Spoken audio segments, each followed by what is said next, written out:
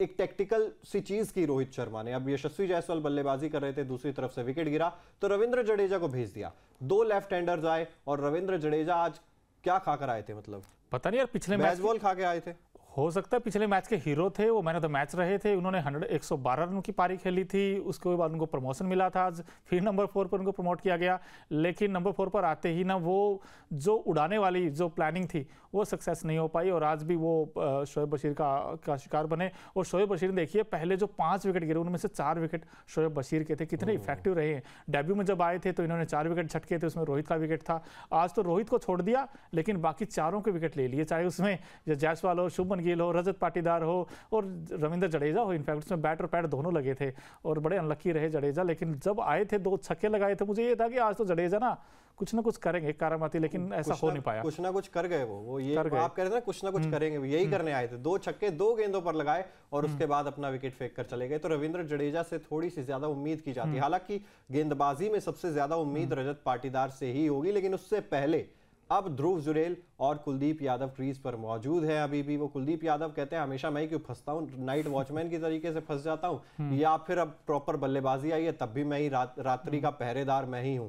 अब ये पार्टनरशिप क्या 134 को कितना कम कर सकती है मोनू, क्योंकि यहां पर अगर जल्दी विकेट्स निकाल लिए इंग्लैंड ने तीसरे दिन की शुरुआत में, कहीं ना कहीं टीम इंडिया पूरे तरीके से बैकफुट पर आ जाए। बिल्कुल, अभी भी इनफैक्ट बैकफुट पे है क्योंकि 219 बनाए हैं, 7 आउट आपके हो चुके हैं। लेकिन कुलदीप यादव की तारीफ करनी पड़ेगी, जैसे आपने कहा कि नाइट वॉचमैन, अच्छे नाइट वॉचमैन है ये तो 70+ गेंद खेल चुके हैं।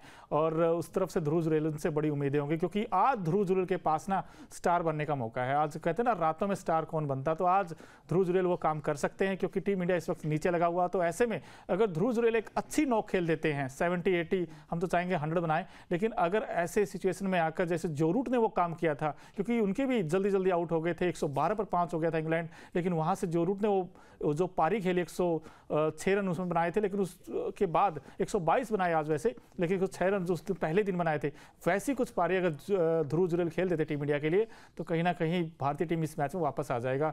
लेकिन तभी आएगा जब आपके जो 3 विकेट है इनके ऊपर सब कुछ डिपेंड करेगा और जो पहला सेशन होगा चिराग वो बड़ा इंपॉर्टेंट होगा। लेकिन अब एक सवाल मैं आपसे भी ये भी पूछना चाहता हूं, जैसे जो रूट ने 122 बनाए, वो जो इस तरीके पॉजिटिव इंटेंट दिखाया, आपको नहीं लगता कि टीम इंडिया ने जो ये विकेट दिया है, वाइजैग में बड़ा अच्छा विकेट था, राजकोट में अच्छा विकेट था, लेकिन यहाँ पर थोड़ा सा ना वो कहते हैं ना रैंक टर्नर बनाकर टीम इंडिया कहीं खुद ही गड्ढे में गिर गई।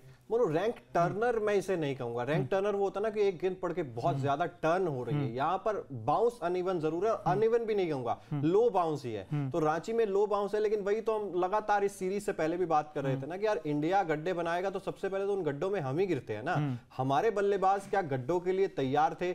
मेरे हिसाब से तो हमारे बल्लेबाज खुद ही गड्ढों के लिए तैयार नहीं थे। अब हम खुद ही अगर इस तरीके की पिचेस के लिए तैयार नहीं है तो फिर हम क्या एक्सपेक्ट करते हैं? क्या आप पूरी तरीके से वो स्पिनर्स गेम ही बनाना चाहते हैं कि भाई जडेजा आ जाएंगे, अश्विन आ जाएंगे, वही विकेट्स निकाल कर देंगे और उसी से ही हमें मैच जीतना है, हमारे बल्लेबाज रन बनाए या ना बनाए उससे हमें कोई फर्क नहीं पड़ता। अब वो इस तरीके की पिच जो है वहां पर आपका जो असली टेस्ट होता है ना वो होता है कि आप किस तरीके से अपने पेशेंस के साथ या किस तरीके से इंटेंट दिखाते हैं आगे की गेंद को, क्या आपका सॉलिड डिफेंस आप दिखाते हैं, पीछे की गेंद को आप किस तरीके से खेलते हैं। ये सबसे बड़ी चुनौती जरूर थी और टीम इंडिया कहीं ना कहीं पिच के अंदर ही अपने जाल जो बुनती है ना उसी के अंदर खुद ही फंसती हुई नजर आ जाती है। लेकिन ये 7 का फेर क्या है मोनू? ये 7 विकेट जब गिरती है, इंग्लैंड की गिरी 7 के बाद 8वीं विकेट के लिए 102 रन की पार्टनरशिप, यहां पर 7 विकेट गिरी, अब 100 से ज्यादा गेंदें खेल चुके हैं, वो 50 के आसपास की पार्टनरशिप हो चुकी है। ये 7 के बाद क्या ट्रैफिक जैम है? ब्रेक क्यों लग जाती है? ट्रैफिक जैम इसलिए क्योंकि जो नंबर 9 बैट्समैन है वो बड़ा इफेक्टिव है, वहां से ओली रॉबिन्सन है, यहाँ से कुलदीप यादव है।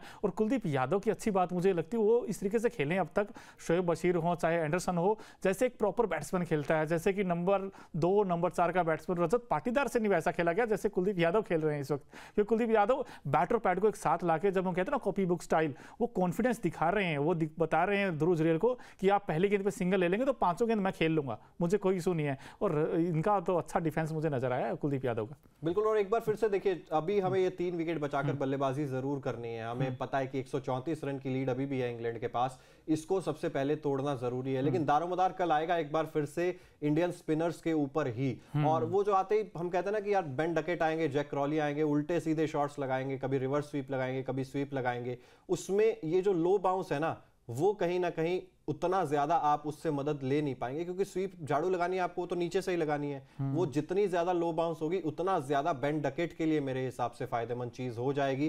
क्या आपके पास अभी भी वो रिवर्स स्वीप का जवाब है? और जवाब है तो क्या जवाब है आपके पास? क्योंकि इंडियन स्पिनर्स ने अभी तक बहुत अच्छा प्रदर्शन किया। जडेजा ने पहली पारी में 4 विकेट जरूर चटकाए हैं, लेकिन क्या आप टप्पा पकड़कर गेंदबाजी कर पाएंगे? क्या आप इंग्लैंड को वो 100-150 रनों के अंदर ऑल आउट करने की क्षमता रखते हैं? क्योंकि अगर आप उन्हें 150 के ऊपर जाने दे रहे हैं तो फिर ये मैच आपके हाथ से मेरे हिसाब से निकल जाएगा। बिल्कुल निकल जाएगा, क्योंकि आपकी अगर 3 विकेट देखिए, हम बार बार इसलिए कह रहे हैं कि फर्स्ट सेशन बड़ा इंपॉर्टेंट होगा, क्योंकि अगर टीम इंडिया यहाँ से 70-80 रन भी बनाएगा, 100 भी बनाएगा, तब भी आपकी को लीड तकरीबन 60-70 की मिलेगी। तो ऐसे में इंग्लैंड के लिए तो बड़ा टोनी का काम करेगी, लेकिन इंडिया के लिए इंग्लैंड को रोकने के लिए 100-150 वैसे देखिए काबिलियत है। जो आपने सवाल पूछा है इंडिया की बॉलिंग में, नो डाउट आपके पास रविंद्र जडेजा हैं, आपके पास कुलदीप यादव हैं, आपके पास अश्विन है जो इस वक्त 500+ विकेट उनके पास, एक्सपीरियंस आपके पास फुल है, लेकिन उसको यूटिलाइज करना। और जैसे आपने स्वीप की बात की तो कुलदीप यादव मुझे लगता है सेकंड इनिंग में काफी इफेक्टिव होंगे, क्योंकि उनके लेफ्ट हैमर है और उनका गेंद थोड़ा नीचे रहता है। तो ऐसे में कुलदीप यादव खेलना सबसे बड़ा चैलेंज होगा।